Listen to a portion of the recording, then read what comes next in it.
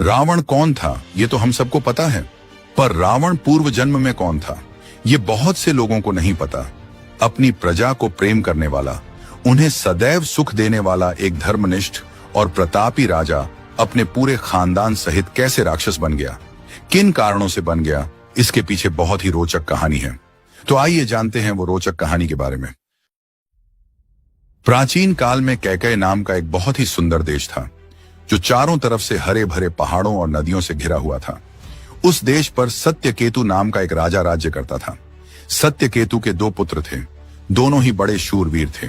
बड़े पुत्र का नाम प्रताप भानु तथा छोटे पुत्र का नाम अरिमर्दन था। दोनों भाइयों में बहुत प्रेम था।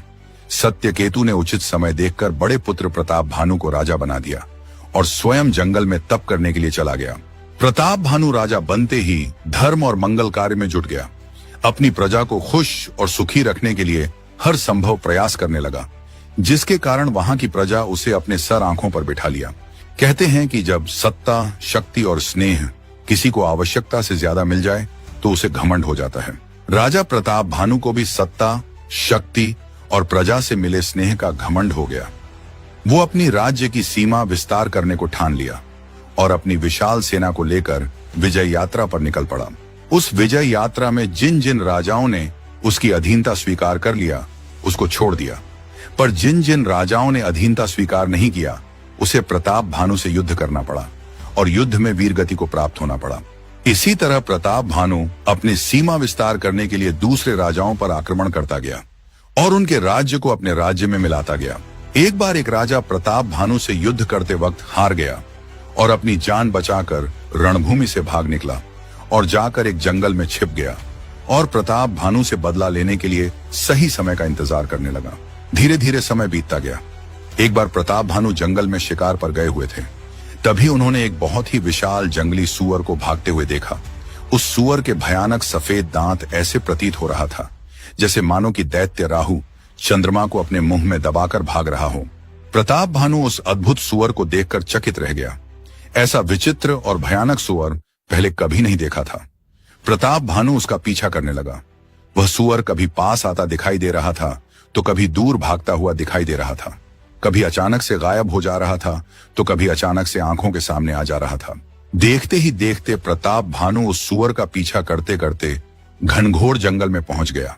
अंत में वो सूअर एक गुफा में जाकर छिप गया। प्रताप भानु उस गुफा में जाना उचित नहीं समझा और वापस लौटने लगा। वो इतने घनघोर जंगल में जा चुका था कि वापस आने का मार्ग ही भूल गया। भटकते भटकते शाम हो गई। तभी प्रताप भानु को जंगल में एक तपस्वी की कुटी दिखाई दिया।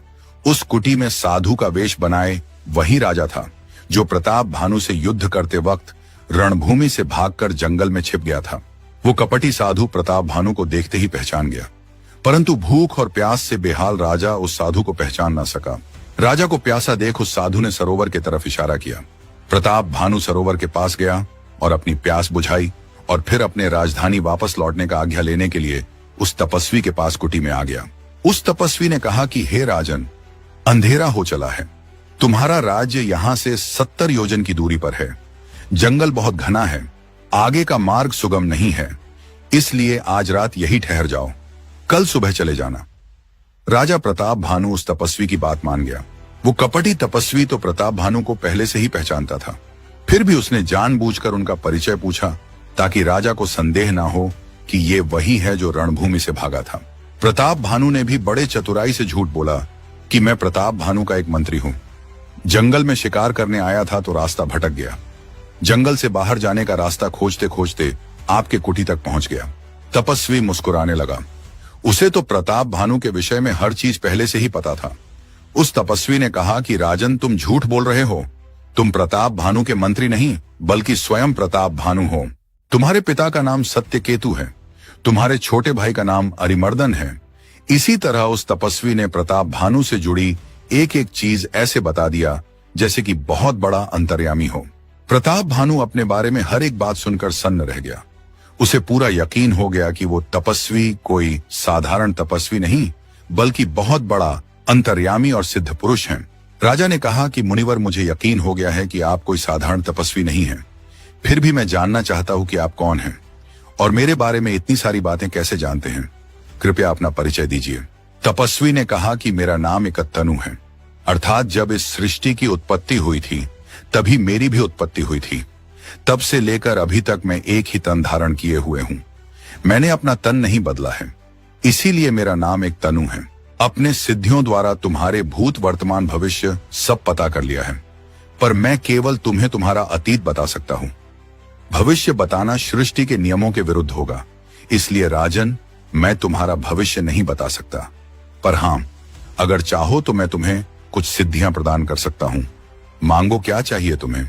प्रताप भानु पूरी तरह से उस कपटी तपस्वी के वश में हो गया था। उसने उस तपस्वी से प्रार्थना किया, कोई ऐसी सिद्धि बताएं जिससे मुझे कभी वृद्धावस्था ना आए, मृत्यु ना आए और ना ही मुझे कोई युद्ध में हरा सके। मैं एक छत्र पूरे पृथ्वी पर राज करूं। तपस्वी ने कहा, ऐसा ही होगा, पर उसके लिए तुम्हें एक कार्य सिद्ध करनी होगी। अगर वो कार्य तुमने सिद्ध कर दिया तो पूरे पृथ्वी पर तुम्हारा राज होगा। मनुष्य के साथ साथ देवता भी तुम्हारे वश में हो जाएंगे। उस कपटी सन्यासी की बात सुनकर राजा के मन में लालसा उत्पन्न होने लगी। उसने अति उत्साहित होकर उस सन्यासी से पूछा कि वो कौन सा कार्य है जिसको सिद्ध करने से मेरे इच्छाएं फलीभूत होंगी। अति शीघ्र बताने का कृपा करें महात्मा। उस कपटी तपस्वी ने राजा के अति उत्साह को भांपते हुए कहा कि इस संसार में ब्राह्मणों का श्राप सबसे भयानक होता है। जो भी मनुष्य ब्राह्मणों को अपने वश में कर लिया और उसके श्राप से बच गया वो अजेय हो जाएगा। हे राजन, तुम्हें ब्राह्मणों के श्राप से बचना होगा और उसके लिए तुम्हें सभी ब्राह्मणों को अपने वश में करना होगा ताकि वो तुम्हें कभी कोई श्राप ना दे सके। उस कुटिल तपस्वी ने प्रताप भानु के मन में ब्राह्मणों के श्राप का इतना ज्यादा भय बिठा दिया कि वो ब्राह्मणों को वश में करने का उपाय सोचने पर विवश हो गया। राजा ने उस तपस्वी से कहा कि ब्राह्मणों को वश में कैसे किया जाए, उसका उपाय आप ही बताइए मुनिवर। उस तपस्वी ने कहा कि उपाय तो बहुत है पर बहुत कठिन है। एक सहज उपाय है पर वो उपाय करना मेरे लिए संभव नहीं है। प्रताप भानु ने बड़े ही उत्सुकता से पूछा कि वो कौन सा उपाय है ऋषिवर जो आपके लिए संभव नहीं है। तपस्वी ने कहा कि अगर मैं रसोई बनाऊं और तुम परोसो और मुझे कोई वहां जानने ना पाए तो जो जो उस अन्न को खाएगा वो तुम्हारे वश में हो जाएगा और यह काम 1 वर्ष तक करना होगा। हर दिन 1 लाख ब्राह्मणों को उनके परिवार सहित आमंत्रित करके भोजन कराना होगा, परंतु उसके लिए मुझे तुम्हारे राज्य में प्रवेश करना पड़ेगा और मेरे लिए किसी राज्य या नगर में प्रवेश करना असंभव है। जब से मेरा जन्म हुआ है तब से मैं आज तक किसी नगर या राज्य में नहीं गया हूं और भविष्य में भी किसी भी गांव या नगर में जाने की मुझे इच्छा नहीं है, इसलिए यह सहज उपाय करना मेरे लिए संभव नहीं है। प्रताप भानु ने उस कपटी सन्यासी के चरण पकड़ लिए और प्रार्थना करने लगे कि सन्यासी का हृदय तो बहुत कोमल होता है, कृपया अपना भक्त समझकर मेरे लिए ये उपाय कर दीजिए। जब उस कपटी सन्यासी को लगा कि राजा पूरी तरह से उसके वश में हो चुका है, तब उसने मन ही मन विचार करने लगा कि यही उत्तम समय है प्रताप भानु से बदला लेने के लिए। उस तपस्वी ने कहा कि ठीक है राजन, तुम्हारे लिए ये उपाय मैं अवश्य करूंगा, लेकिन मेरे बारे में तुम्हारे राज्य में किसी को भी पता नहीं चलनी चाहिए। अगर गलती से भी किसी को हमारे इस मुलाकात के बारे में पता चला तो इसका भयंकर दुष्परिणाम होगा। कोई भी सिद्धि तभी सफल होती है जब उसे छुपाकर किया जाए। मैं इस रूप में तुम्हारे राज्य में प्रवेश नहीं करूंगा। मैं अपने तपोबल से तुम्हारे पुरोहित को हर लाऊंगा और अपने माया से उसे अपने जैसा बनाकर 1 साल तक इस कुटी में रखूंगा और मैं खुद तुम्हारा पुरोहित का रूप धारण करके तुम्हारे सारे काम सिद्ध करूंगा। हे राजन, बहुत रात हो चुकी है, अब सो जाओ। मैं अपने तपोबल से रात को सोते वक्त ही तुम्हें घोड़े सहित तुम्हारे महल में छोड़ आऊंगा और तुम्हें पता भी नहीं चलेगा। आज से ठीक 3रे दिन हमारी तुमसे भेंट होगी।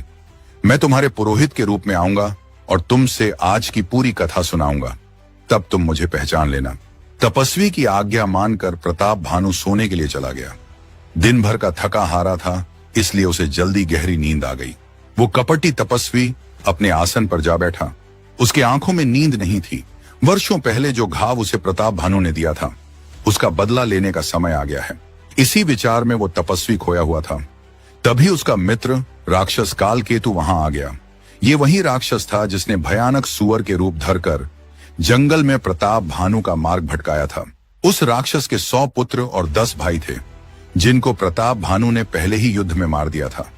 तभी से वो राक्षस उचित मौके की तलाश में था कि कब और कैसे प्रताप भानु से अपने पुत्रों और भाइयों के मृत्यु का बदला लिया जाए। वो राक्षस एक चतुर मायावी था, छल प्रपंच बहुत जानता था।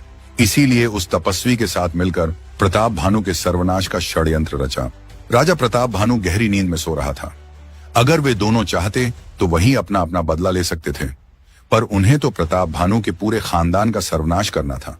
इसलिए उन दोनों ने इतना बड़ा षड्यंत्र रचा। आधी रात के समय तपस्वी के कहे अनुसार राक्षस कालकेतु ने प्रताप भानु को सोते हुए ही उठा लिया और जंगल के रास्ते होते हुए उसके राजमहल में पहुंच गया और प्रताप भानु को उसके शयन कक्ष में सुलाकर पुरोहित के शयन कक्ष में गया और चुपचाप गहरी नींद में सो रहे पुरोहित को उठाकर महल से बाहर निकल गया। पुरोहित को ले जाकर एक गुफा में छुपा दिया और फिर अपनी माया से उस पुरोहित का रूप धारण करके वापस महल में गया और पुरोहित के बिस्तर पे सो गया। तड़के सुबह जब प्रताप भानु की नींद खुली तो खुद को महल में पाकर आश्चर्यचकित रह गया। मन ही मन वो समझ गया कि ये सब उस तपस्वी की महिमा है। रात को अचानक से राजा महल में कैसे आ गया, ये बात किसी को पता न चले, इसलिए वो धीरे से उठा और घोड़े पे बैठकर चुपचाप जंगल की तरफ निकल गया और फिर दोपहर को वापस आया और अपने दैनिक कार्य में लग गया। पुरोहित का रूप धरे वो राक्षस कालकेतु 3 दिन बाद प्रताप भानु को जंगल की बात याद दिलाई तो राजा बहुत प्रसन्न हुआ।